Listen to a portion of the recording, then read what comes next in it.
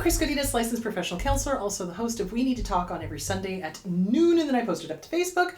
This video is for educational and informational purposes only. The views and opinions stated herein are mine and mine alone. They do not represent the ACA, the APA, or any other therapist for that matter. Boom, shakalaka done. I would like to thank my sponsor, BetterHelp, BetterHelp, BetterHelp.com/Chris Godinez. They're an online therapy company. They are international. So no matter where in the world you are, if you need to get to a master's level or PhD level therapist, go to BetterHelp.com/Chris Godinez.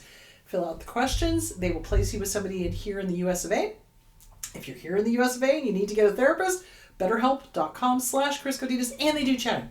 So if you want chatting, you can do chat, you can do video. It's great, and I love their options, and they're affordable and they're awesome. So thank you, BetterHelp.com/Chris Godinez. Okay, on to the questions. Let's answer some questions here. Okay, when at emergency rooms, they yell and insult me because they want to inject me with a chemical that our doctor has told us to avoid, what to do. You're going to have to be very firm, very, very firm. And you're going to have to be like, no, and I mean it. My doctor has said no. If you don't believe me, get my doctor on the phone. And if you inject me with this, I will sue the living crap out of you. Seriously, bring up the threat of a lawsuit, and they'll probably, not always, but they'll probably behave themselves. So you're just going to have to be very firm and not take no for an answer in that case, because if they're trying to inject you with something that your doctor has said no to, get my doctor on the phone. I am not supposed to have this. If you do this, it's going to harm me, and I will sue you. There you go. All right. How do we gather the strength to report and keep searching in a country where medical violence is the norm? I get paralyzed and even try to stay home when I should be at the emergencies. Well, okay, again, it's a matter of they're going to keep doing it if it doesn't get reported. And they're going to do it not just to you, but to whoever comes into their, sphere. So it's kind of like you've got nothing to lose. If these people are behaving poorly, they should be reported. And you may want to get the media involved. If this is something that is happening to other people, the more people that speak up, the better. So something to think about. And you could go to the media anonymously. You could be like, hey, I've got a story for you. Would you be interested? But I need to remain anonymous, that kind of thing. So you could do that as well. Absolutely. Okay.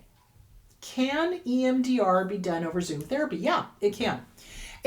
I don't know the effectiveness of it being done over Zoom therapy, but I've heard that it works and that people like it.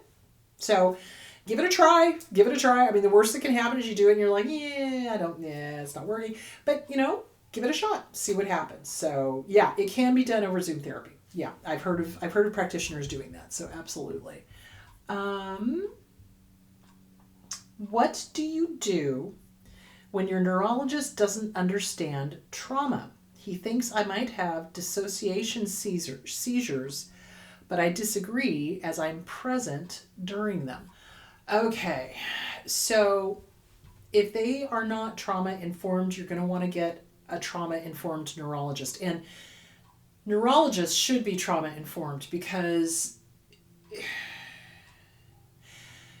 you can have traumatic brain injuries that will affect memory. You can have trauma that affects memory. You can have, seizures. You can have dissociative episodes. And those are different than a dissociative episode or a dissociative seizure. With a dissociative seizure, people I've known that had dissociative seizures, like there was a guy in college I went to college with, and he warned us, he told all of his classmates, it's like, if I start walking and I'm not paying attention and I'm not responding, I'm having a seizure, you need to make sure I don't walk off the end of a stairway or whatever. And so, lights were on, engine was running, nobody was home. Kind of thing. So I would say get a different therapist or a different neurologist. That to me is kind of like, wait a minute, Get a different neurologist and make sure that they're trauma informed. And you ask them. You can ask them as many questions as you need to. Make sure they're trauma informed. So there is that. What about when a specialist uses medical notes that are over 5 years old? Well, it depends on if they're relevant. If it's showing, this has been going on for 5 years, or this is what happened 5 years ago as compared to now. It depends on what the context is, and it's hard to say unless I knew what the context was. But if it's something that is irrelevant, doesn't apply to what's current, why are they using 5-year-old notes? That's kind of a question. But if they're doing it to be like, okay, this is what was happening 5 years ago, this is where we've come from since then, I can understand it. But if they're using 5-year-old notes, why? You could ask them, what is the relevance of what happened 5 years ago? That kind. Again, you have the right to speak up and you have the right to ask questions. So ask them, what is the relevance of these notes? Why are you using a note that's over 5 years old? Are you comparing? What are you doing? You have the right to ask questions. So ask questions. That would be the best thing to do. I have an older sibling with a diagnosed mental health disorder. My friends and my family are putting pressure on me to care for him after our parents pass. I am stressed about it. Oh my God. You are under no obligation to care for this person. It's not your problem. And of course the parents are going, because they're feeling guilty, you need to take care of him after we die, and the family is going to do the same thing. Not your job. You didn't have this kid. It's not your job. It might be your monkey, but it sure as hell isn't your circus. So what to do with the parents and with the family is you tell them no, and they're not going to like it. They're not going to like it. They're going to make you wrong. They're going to tell you you're selfish. They're going to tell you X, Y, and Z. And what you're going to say is you need to make sure that he is well cared for.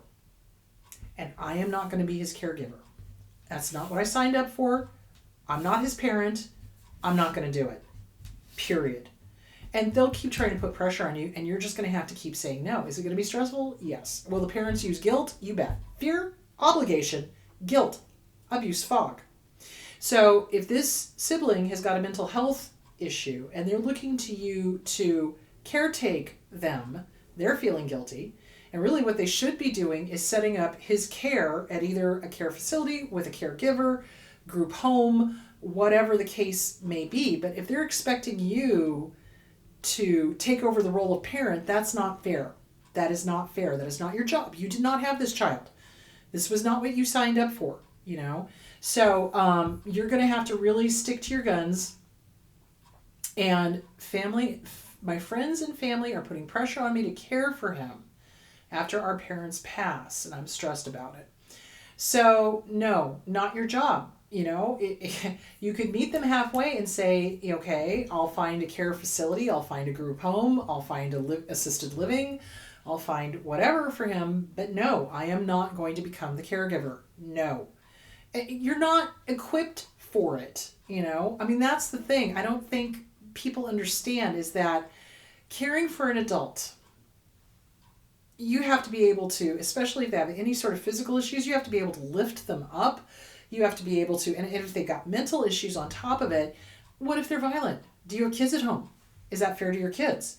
What if they are, delusional? What if they're, psychotic? What if that's not fair to you. And especially if you've got kids at home, that's not fair to your kids.